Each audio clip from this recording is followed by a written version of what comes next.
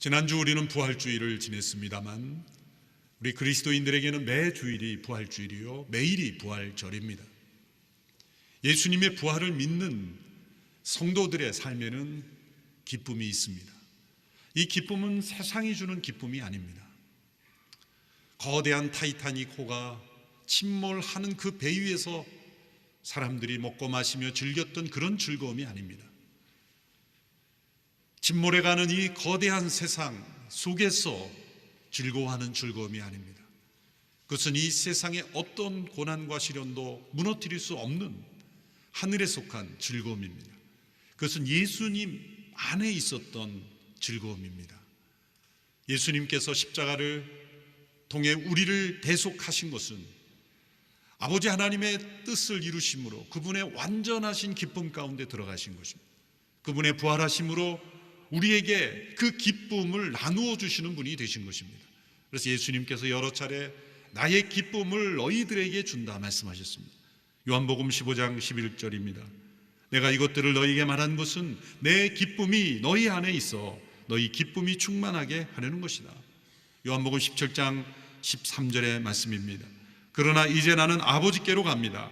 내가 세상에서 이것을 말하는 것은 내 기쁨이 그들 속에 충만하게 하려는 것입니다.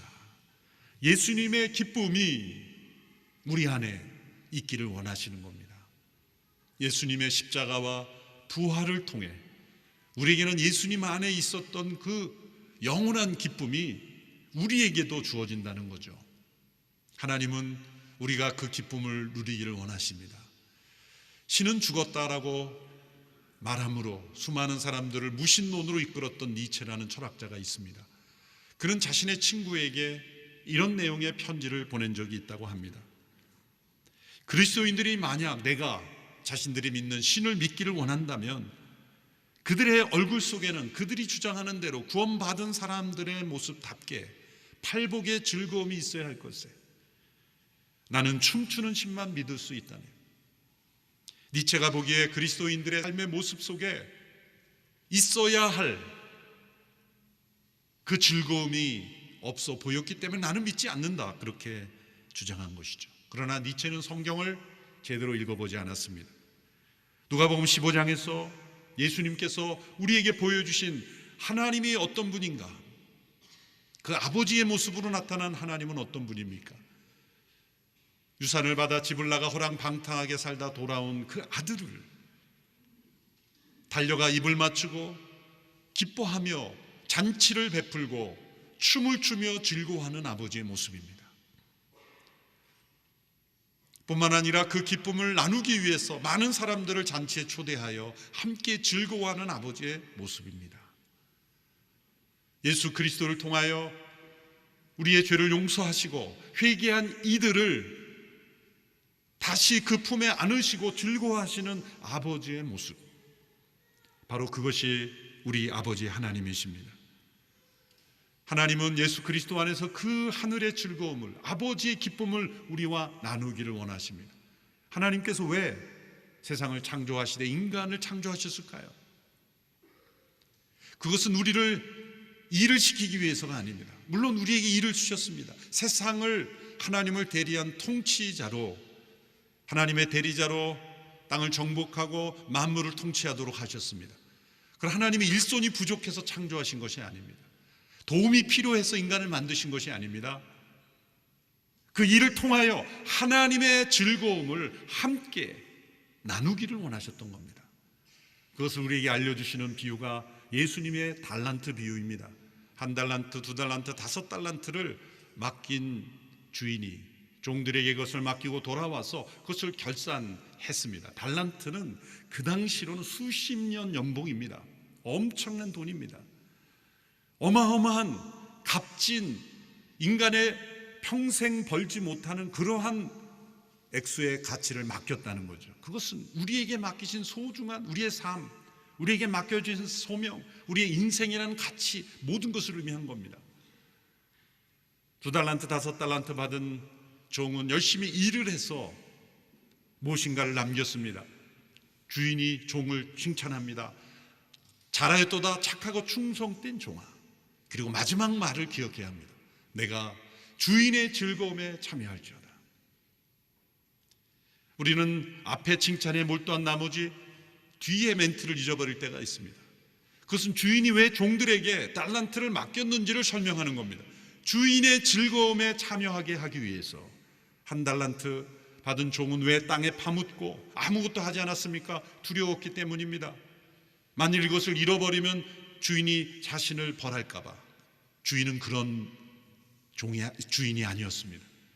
이런 달란트를 맡길 정도의 스케일을 가진 주인이라면 한 달란트를 혹 무엇인가를 하다가 노력하다가 무엇인가를 해보다가 만일 손실이 났더라도 너가 더 많은 이유를 남기지 못했다, 너는 성취를 못했다, 너는 다른 사람보다 떨어졌다라고 말하며 책망할 주인이 아닙니다.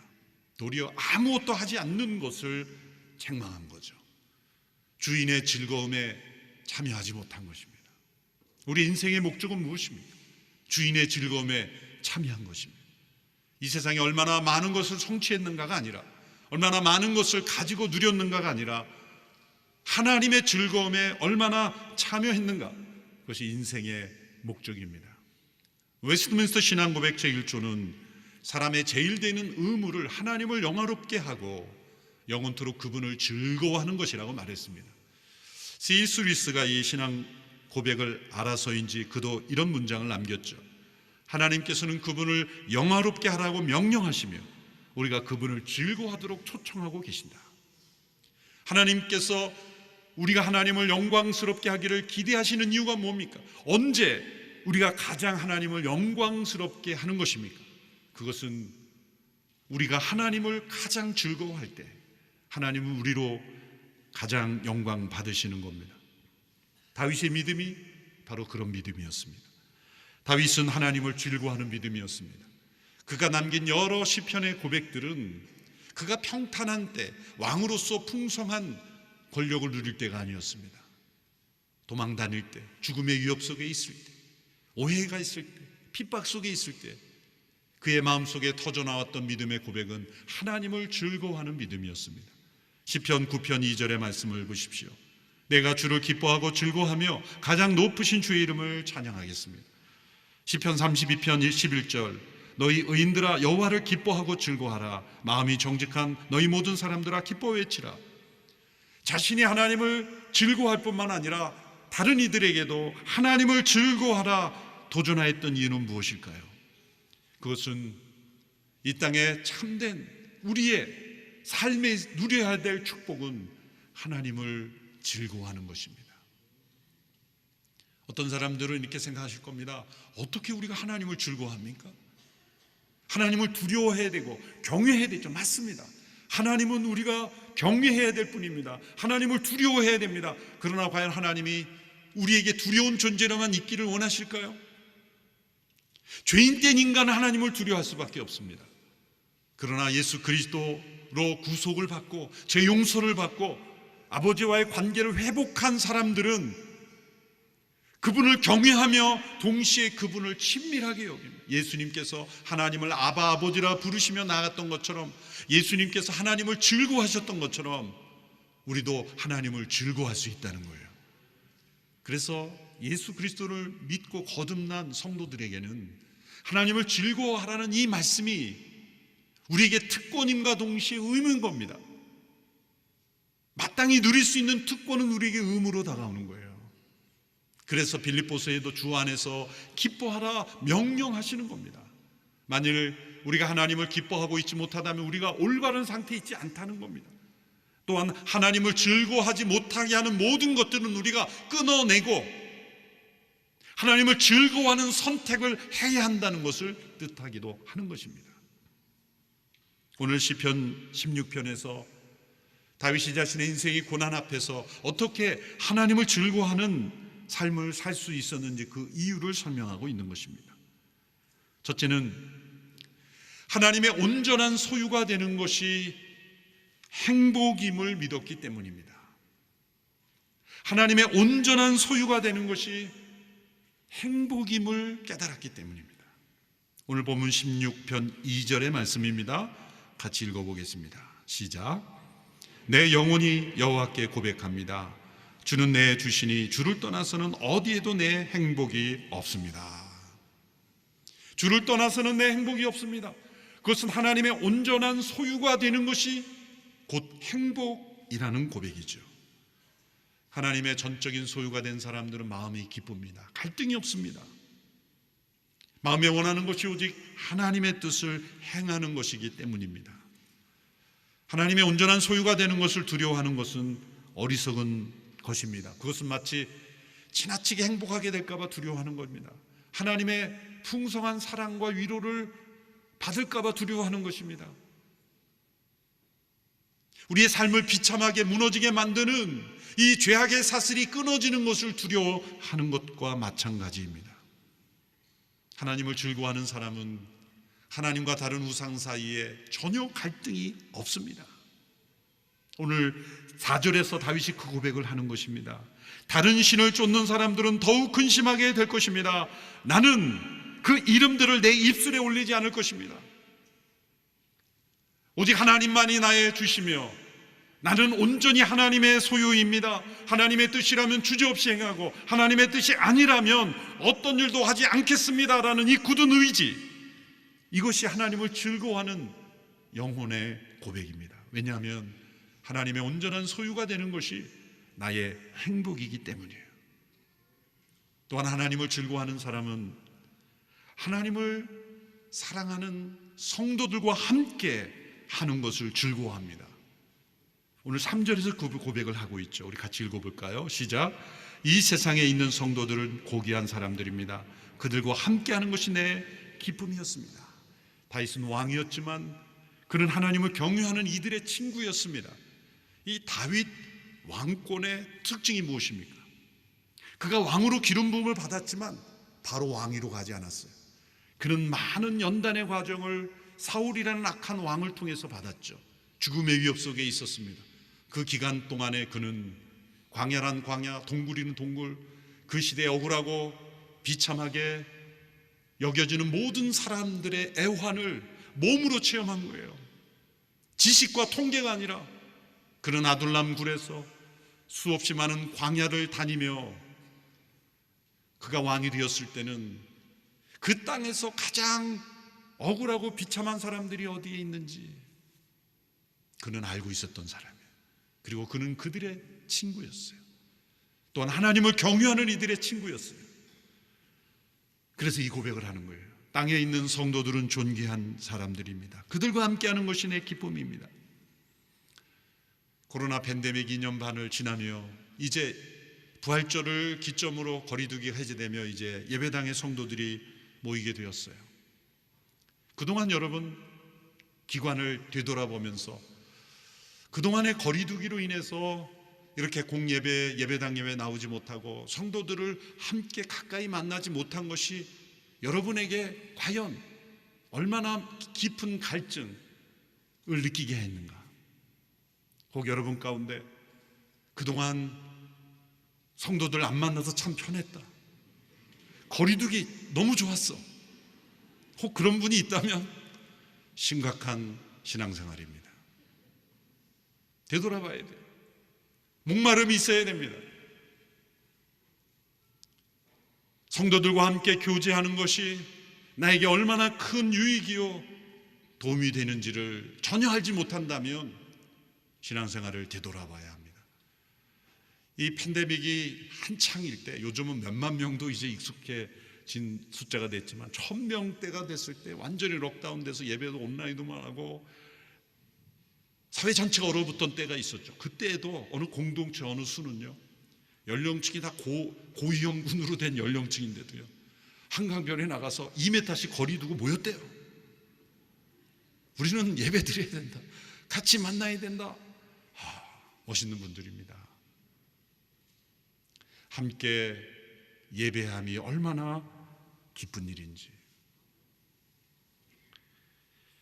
다윗은 또한 하나님의 온전한 소유가 된 고백으로 하나님이 나의 기업이요 나의 분깃이요 나의 재산이 되어주심을 이뤘기에 하나님께서 내게 줄로 주신 땅이, 줄로 재어주신 땅이 아름다운 곳이라는 고백을 했죠. 5절 6절입니다.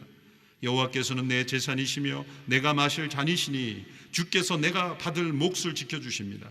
내게 주신 땅은 아름다운 곳에 있으니 내가 정말 좋은 것을 내 몫으로 받았습니다. 이 순서를 잘 기억해야 됩니다. 내가 받은 몫이 아름답고 좋기에 감사하는 것이 아니라 하나님이 정해 주신 이 분깃이 아름답고 좋다는 고백이에요. 하나님을 즐거워하는 성도는 하나님께서 자신에게 주어진 몫이 어떤 것이든지 감사하고 만족합니다. 그러나 수많은 축복 속에 둘러싸여 있음에도 하나님을 즐거워하지 않는 사람은 자신의 몫에 감사하지 않습니다. 이 세상을 자신의 재산으로 여기는 사람은 내게 주신 땅이 아름답다라는 고백을 하지 않습니다. 청교도였던 윌리엄 로라는 분이 이런 말을 했어요. 이 세상의 모든 행복이란 비어있는 황금잔을 가지고 갈증을 없애려고 하는 것에 지나지 않는다. 비어있는 황금잔으로 아무리 마셔봐야 목마를 뿐입니다. 하나님을 즐거워하지 않는 사람은 이 세상에 아무리 많은 것을 가져도, 넓은 땅을 가져도 아름답다는 고백이 나오지 않습니다. 그러나 하나님을 즐거워하는 사람은 하나님께서 내게 줄로 지어주신 그 곳이 아름답고 좋은 곳입니다. 감사의 고백이 있다는 것이죠.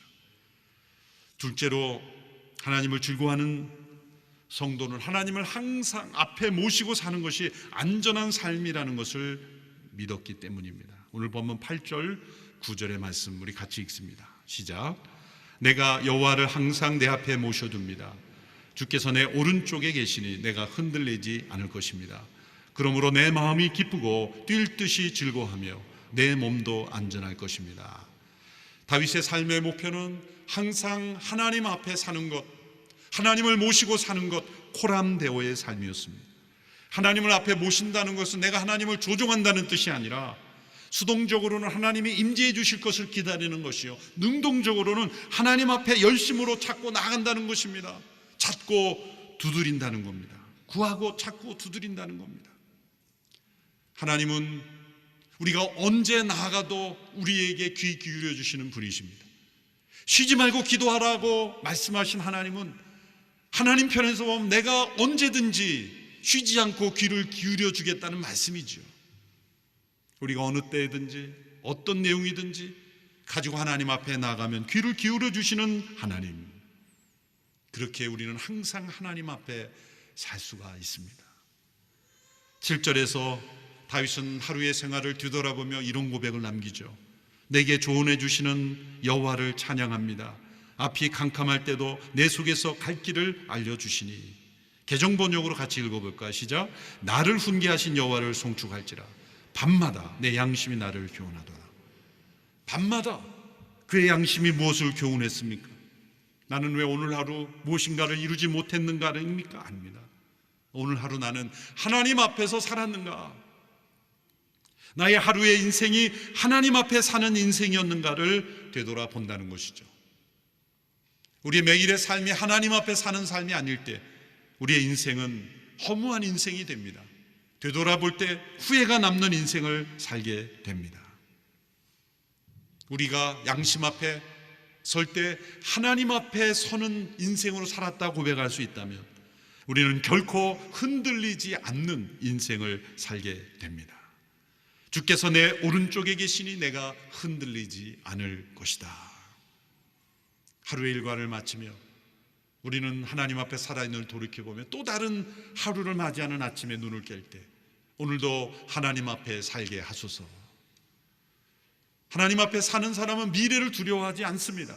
미래에 어떤 일이 일어날 것인지 불안해하지도 않습니다. 그저 하루하루 하나님 앞에 살아가면 되기 때문이죠. 바로 하나님을 즐거워하는 성도의 고백입니다. 셋째로, 하나님을 즐거워하는 성도는 하나님께 주시는 영원한 생명의 삶이 있음을 믿기 때문입니다. 오늘 보면 10절 11절의 말씀을 함께 읽겠습니다. 시작. 주께서 내 영혼을 지옥에 버려두지 않으시고 주의 거룩한 분께서 썩지 않게 하실 것입니다. 주께서 내게 생명의 길을 보여주시리니 주 앞에서는 기쁨이 항상 넘칠 것이요 주의 오른손에는 영원한 즐거움이 있을 것입니다. 다윗은 죽음의 위기를 여러 번 경험한 사람입니다. 죽음의 위기 앞에 직면할 때마다 그는 성령 안에서 영원한 생명의 길을 보았습니다. 우리가 영원한 생명에 눈을 뜨지 못하는 이유는 무엇입니까? 죽음을 직면하지 않기 때문에.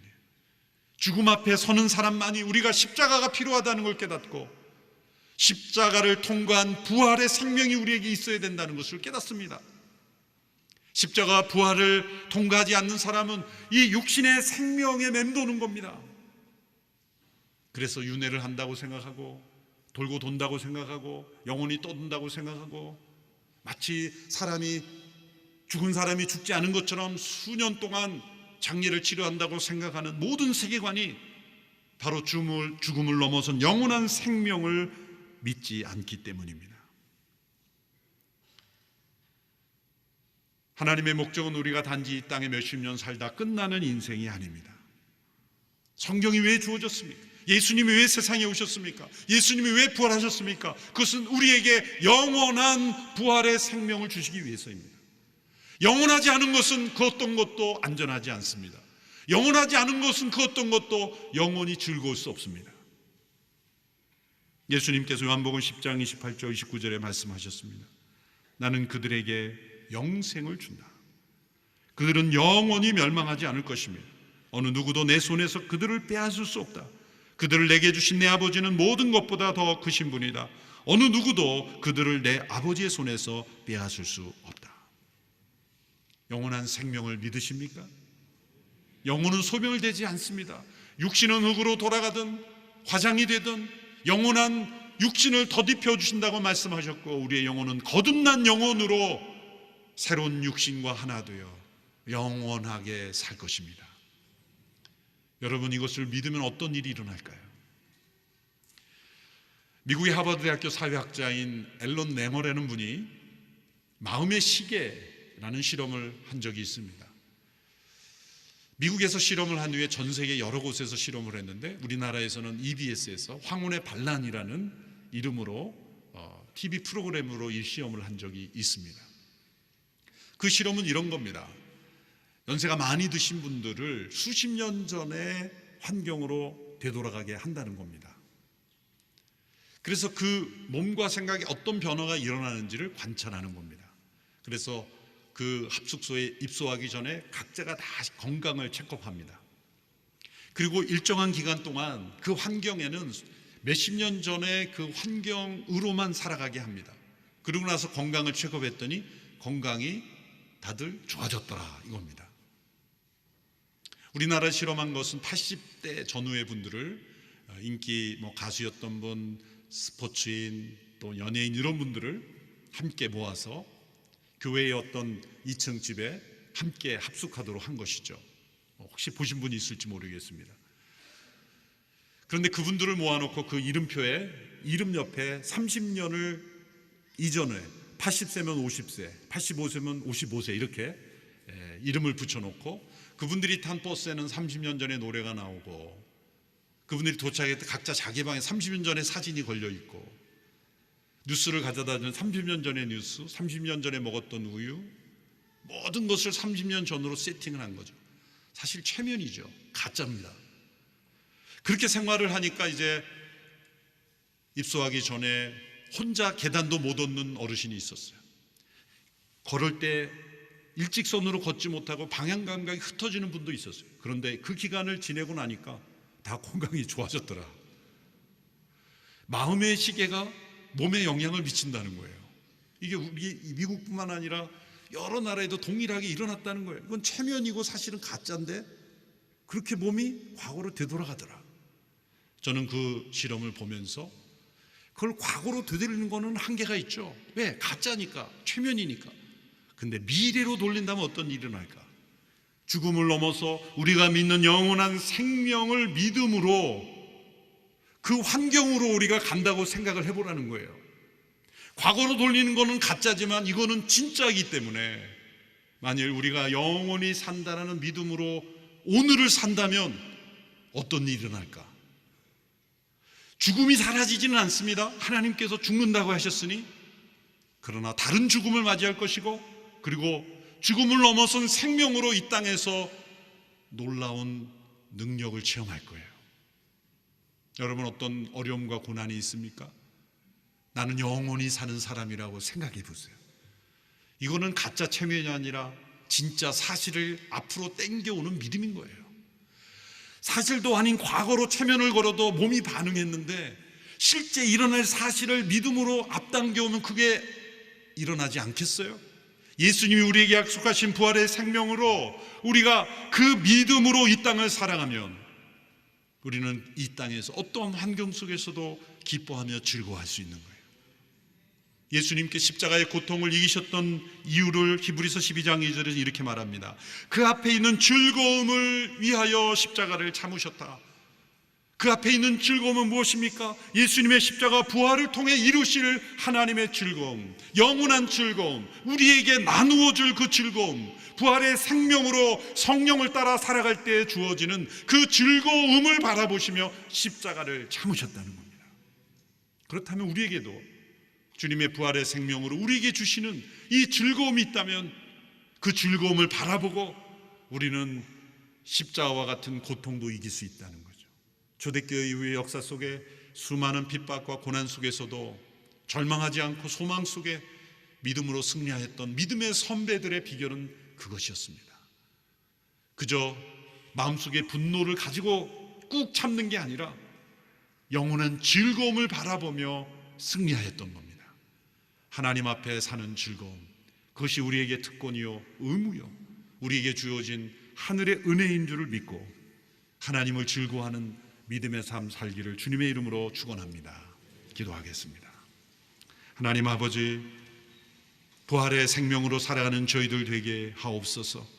하늘의 영원한 즐거움을 바라보며 승리하며 살게 하여 주옵소서. 예수님의 이름으로 기도하옵나이다.